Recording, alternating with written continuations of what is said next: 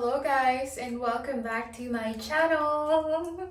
I'm excited to share with you that I passed the road test today, and there's a catch though. So even though I passed, I still don't have my driver's license because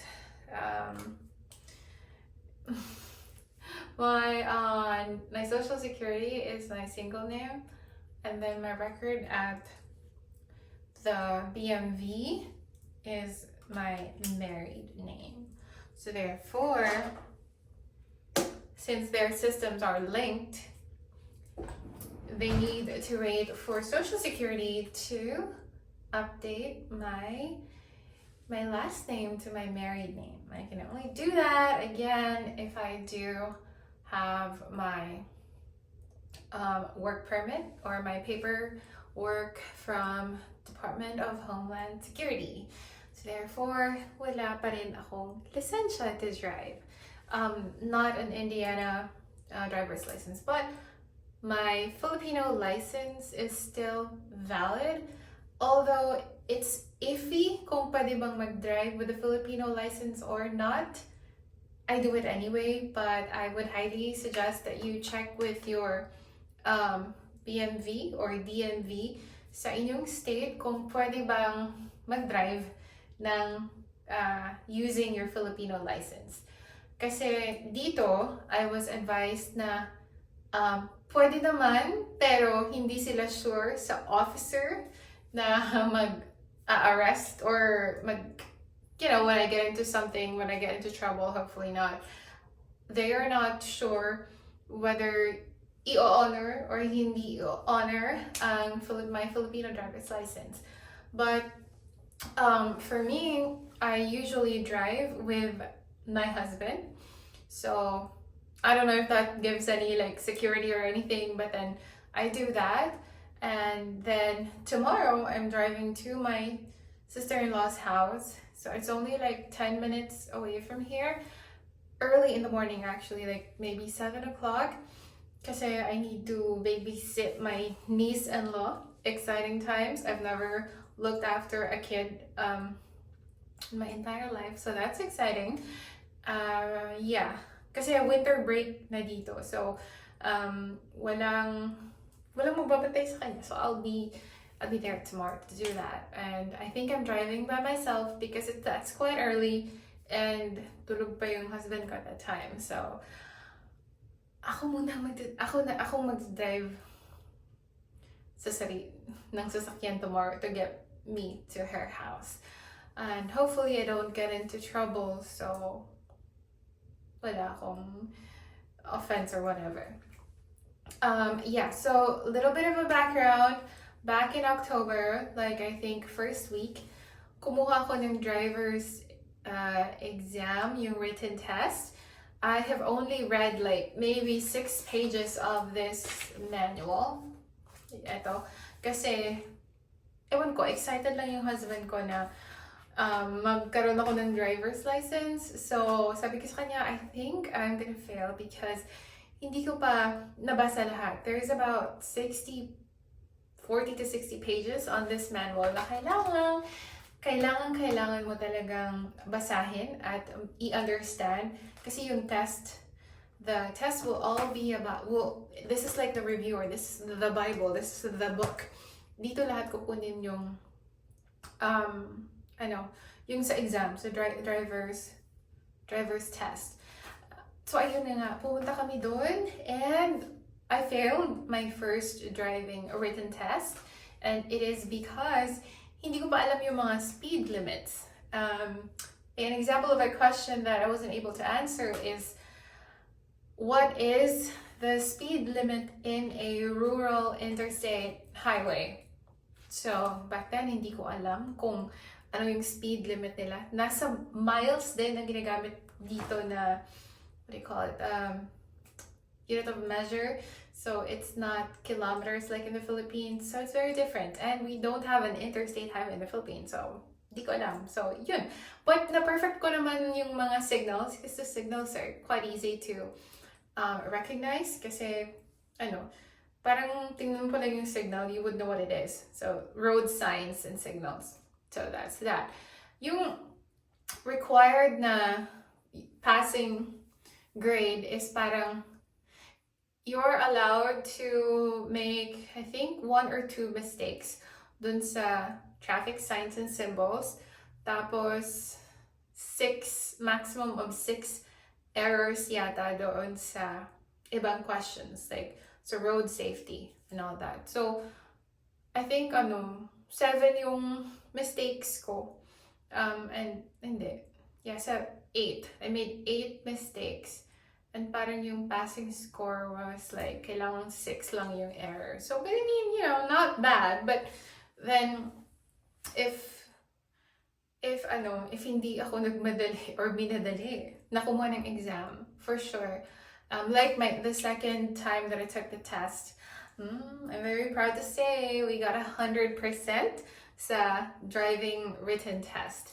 And then, so yes, lang talaga, study lang. Everything is on here. The questions though might be tricky.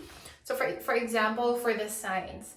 Kasi lahat naman ng signs, when you actually see it on the road, if it's a railroad crossing, for example, it's like a round circle siya, tapos yellow ang color, and then there will be drawings in the sign itself. But then, sa questionnaire, yung symbol is only kung anong shape, like a circle, a yellow circle. And then you have to guess what a yellow circle warning symbol is for. So that is for railroad crossing. So it's not all the time na the symbol itself is telling of what it is. So kailangan mo din yung ma-familiarize. So it's kind of tricky in that way. At saka yung another example na it could be quite tricky is yung turning lanes, yung situational, yung pagsulat mismo ng mga tanong is tricky. So you have to really read it carefully and fully understand what it is. And doing reviews online, that there are practice tests that are free. So i-google mo lang yan. And I'm pretty sure the rules differ per state. So kailangan mong i-search yung sample tests online based on where or which state you're in. So hindi pwedeng nasa California ka and then you're doing like the Indiana practical sample test. So the rules there are completely different from what we have here. So that's one thing that you need to keep in mind. So the rules vary per state. And yeah, I guess yun lang yun. When it comes to the practical driving test naman, so it was my first time to do it today here, and gladly pumasa naman tayo. I was actually, I know this technique doesn't usually work for everyone, but this works for me. A lot of people, especially when they're doing like productivity content and they're trying to be motivational and inspiring, they would always say that, manifest, claim it, blah, blah, blah. But in the past 29 years of existence, I've learned that anticipating the worst case has that, yung pinaka, okay, in this case, it's black and white, whether I pass or I fail. I already set my mind na I will fail the test. And so, in effect, what my mind tells my body or my nerves, sabi, hindi na ako na-anxious or na-stress kasi na-process ko na siya na I'm not gonna pass. But how I'm gonna go about it is I'm just gonna be, like the usual me, like how I drive. Gladly, I've driven in the Philippines like for 2.5 years, almost 3 years na akong new to drive, and it's a crazy drive in the Philippines. If you're watching and you're from the Philippines, you know what I'm talking about. So it's that, but it's even crazier when you come here with that mindset. It's very much of a challenge to unlearn the driving habits that I've been used to since the beginning of time, right? So overall, that was my challenge, and here it's all about like stopping at the stop sign. You're like, your mileage or your speedometer should be completely at 0. It's not just like reducing your speed. It has to be like on 0. And for us, for me, parang isn't it parang naaksaya yung gas mo kasi you're gonna ramp up again, and then it would require much gas to do that, to reach a certain speed, diba? Things like that. But no, it's safety is first here. So kailangan talaga mag-zero yung speed mo. And when you come to a complete stop, that's one. And then yung turning lanes dito, ang daming turning lanes. It's like there are multiple turning lanes. Sometimes there are times na yung opposite lane mo, not completely up yet, your opposite lane is turning left as well, and you're turning left, and on your turning on this left turn there are like multiple lines that are turning left, things like that. But then you'll be all right as long as you stay in your lane. So yeah, basically what I'm saying is that it's much safer to drive here, but coming from the Philippines, driving there, it is hard for me. But everything else, like being on a straight line or whatever, I do have trouble with parallel parking. Gladly today, hindi naman ako pinag-parallel park, so that's good. Kaya ko naman siyang gawin, but it'll take me time to figure it out. Hindi ko siya kasi masyadong ginagawa sa Philippines. And here, I don't see that I'll be using parallel parking as often because hindi ako kalakihang syudad. So the parking here is so malapad, and the parking space here is usually like 3 to 4 times the building itself or the establishment, because everyone has a car, and then it should be able to accommodate the number of people that the building is able to hold. Is like yun din most likely yung number of cars na nandoon sa parking space. So that's why there's a lot of parking spaces, and malapad talaga yung parking space nila. Tsaka maliit lang yung sasakyan ko. It's a cute truck, the Santa Cruz. It's really, really cute, and I really wanted to do a car tour soon, but I'm not sure when. Siguro pag may license na lang ako, and then when I'm able to put mga anik-anik na in the car, kasi I'm really excited to do that as well. Right now, hindi pa, kasi hindi ako nakaka-go around. Like, you don't know how much I want to go to like stores here, because there's like a lot of stores, and wala naman akong ginagawa araw-araw, so dito lang ako sa bahay. And I feel like mas okay na makikita ko yung product kaysa sa mag-Amazon lang. We do order a lot of things from there, but it's a shopping experience that I look forward to, especially now that I'm not doing anything. But hopefully next year I could get my driver's license. Again, this immigration thing, the process is just so stressful. It's been 48 days since the USCIS received my application, and to this day, I still don't have my biometrics appointment. And I've called their office, I've spoken to an agent, and at least they have received my application, but then again, they can't do anything about it. It says that my thing is still processing. It's just that I'm not trying to be impatient or whatever, but a lot of people have gotten their biometric schedule like a few weeks after their case was received by USCIS, and I'm just wondering what the heck is taking them so long to give me my freaking appointment. And apparently it depends on the local service center. I think ASC, I forgot what ACE, accredited something. It's where you get your biometrics taken. Maybe there's a lot of backlog in that service center. So anyway, there's nothing that I can do for now but patiently wait. But I'm telling you, it's not easy for me to patiently wait. Like, I want to get things done like that. It's not working like that. And it is driving me insane. But yun. And tinatry ko lang na maging na maging okay, at saka therefore I'm doing like YouTube videos like this because it helps me. It is helping me with my sanity, if you know what I mean. So yun. So yun na ba tayo? Okay, so do naman sa practical test.